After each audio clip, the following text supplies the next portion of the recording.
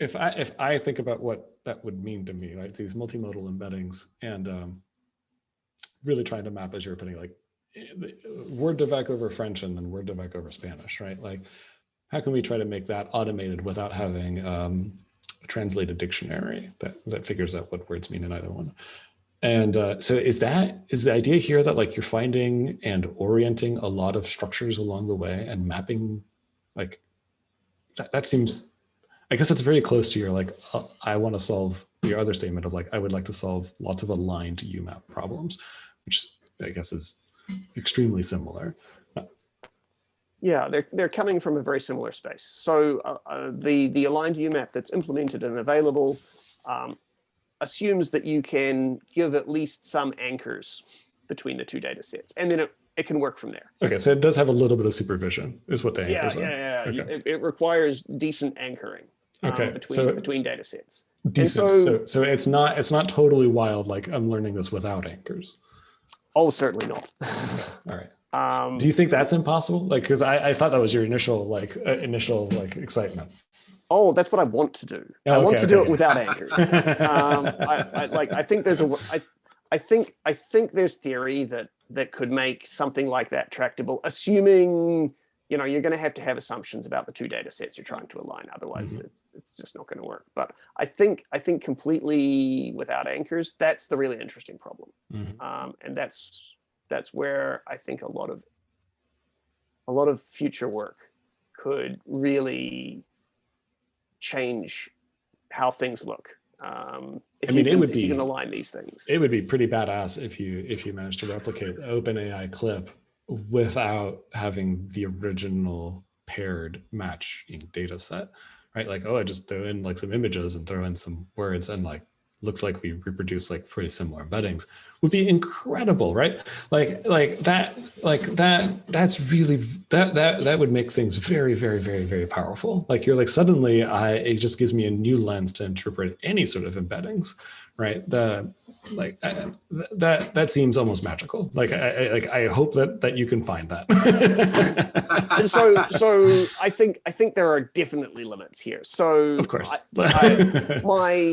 my explanation of what I think the limit is I think you need to have similar topological structure in the samples you're throwing in from each of the two data sets. So there actually has to be some alignment that exists. Like having a whole bunch of images and a whole bunch of text, and the distribution of the text samples looks nothing like the distribution of the image samples, relative. Not going to work. But I think it's possible to do some of these games. And this is where things like Wasserstein distance and Gromov-Wasserstein distance start making these sorts of ideas possible. That's a really cool set of ideas. I'm getting excited thinking about it. I wonder if it would also work for like smaller sub data sets. So I'm thinking of like our data set statistics, right? Which is probably like a subset of like one of the data sets that you might be playing around with, right? So like, let's say like a Word Devec English corpus. It's like, well, our corpus, if we just look at our text, is like very fashion specific, very apparel specific. It's a really interesting corpus. Like just a lot of, especially in clothing, there's just a lot of really long tail, like heterogeneous words that pop in and out of time. It's really interesting. But I can totally imagine that at least a large section of it mapping for some definition of the word mapping over to like a more generic sounding English, like word vector. And so it's not like you want or expect perfect alignment. There are parts where you expect there to be more structure. So I guess you've probably thought about this more, but like there might be different levels of a hierarchy here, right? It's like, actually, I kind of want my Stitch Fix data set to like line up with like a crude version of, or like not like, is it maybe like considered a more zoomed in version of like the greater English like vocabulary is maybe a different way to put it. Instead of like a moral alignment problem, like which is more parallel between English and French, for example, or Spanish or whatever our previous analogy was. But anyway, I'm just thinking out loud here, but I'm getting excited about your problem. I mean, yeah, I think I think something like that maybe could be done, but like so for me, some of this comes from the power of this sort of approach was different colleague, Dimo Angelov, wrote a package called Top2Vec. Hmm. And that was a topic modeling approach that was entirely different than LVA and took a very different tack. But he was leveraging the fact that because of the way that Doc2Vec worked, you ended up with a space where words and documents lived in a shared embedding. And so all of a sudden, what he could do was things like, well, if I find a cluster of documents, I'm gonna call that a topic, and then I can describe that topic by taking say the centroid of that bunch of documents in the high dimensional space and ask, what are the closest words that also live in this space? And now I can give like topic modeling type short lists of words that describe a topic based on this shared space. And there are definitely techniques that can be built that build some of these sorts of shared spaces. Now that's Doc2Vec is, words and documents, but you can generalize some of the sorts of ideas on that. And so we have a project that's sort of very early days called vectorizers, which basically is our approach to simplified approaches to building embeddings that don't require neural networks, but hopefully do provide rich things. And so we have a Wasserstein vectorizer that uses sort of linear optimal transport to be able to do some of these sorts of joint embeddings. And that's already been incredibly powerful for a whole variety of things, even in the very limited use cases of what meets the criteria to be able to do these joint embeddings. And so it's realizing that these joint multimodal embedding spaces are incredibly powerful because they start gluing things together that you otherwise never would have been able to do. And you can bounce back and forth and leverage one or the other for whatever task you need. So yeah, I definitely think there's hope that maybe we can do more. As I say, there's always going to end up being constraints in terms of what's practical, but I guess we'll find out when we try.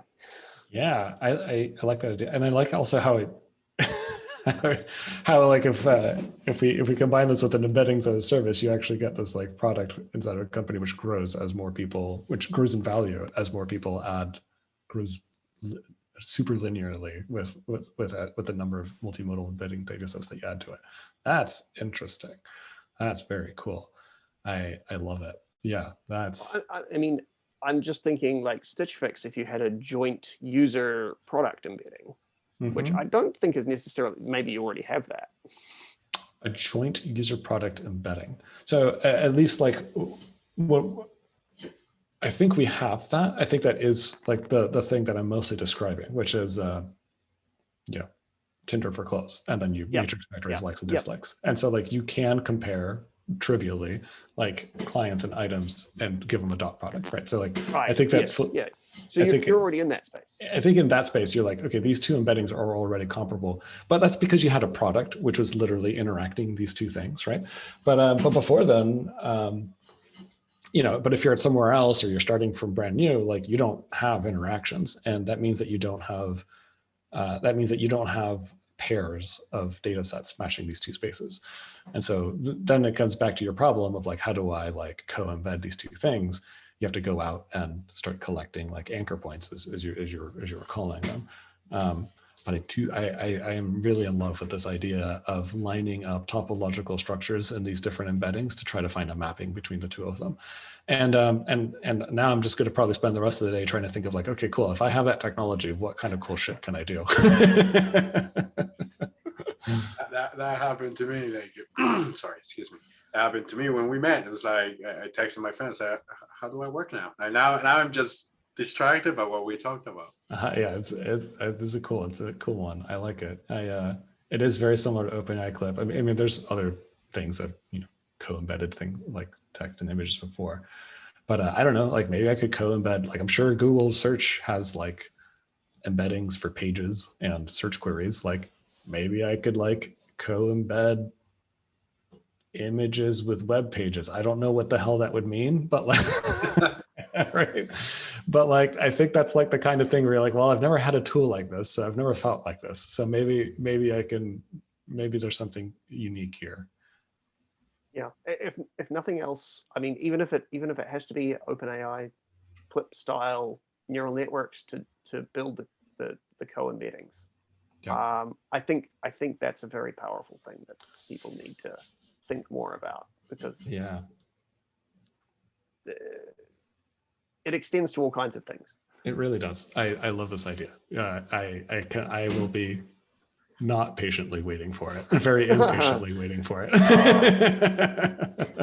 It's not going to happen that soon.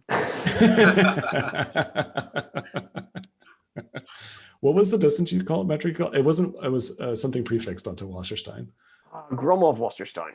Grommel Wasserstein. All right. So it is a way to measure distance between the two metric spaces. Okay. It's going to still take me a while to parse that, but okay. It looks so notionally it looks a lot like Wasserstein distance, but you have to imagine a single transport plan that somehow operates on both distance or similarity matrices over the independent metric spaces. Mm-hmm. So you know, thinking of the metric spaces as graphs, you're trying to align the nodes of the graph so that the graph structures look as similar as possible. Super expensive to do, except there are some people who work on optimal transport and Wasserstein stuff. The optimal transport toolbox, I think it is built in JAX, and it has some implementations of this that are surprisingly fast, because they have all kinds of very, very, very cunning shortcuts that they've built that are incredibly impressive. And I think that's the sort of tooling that makes this kind of approach practical. Yeah. There's a lot of I's to be dotted and T's to be crossed between here and there. Great. I look forward to it.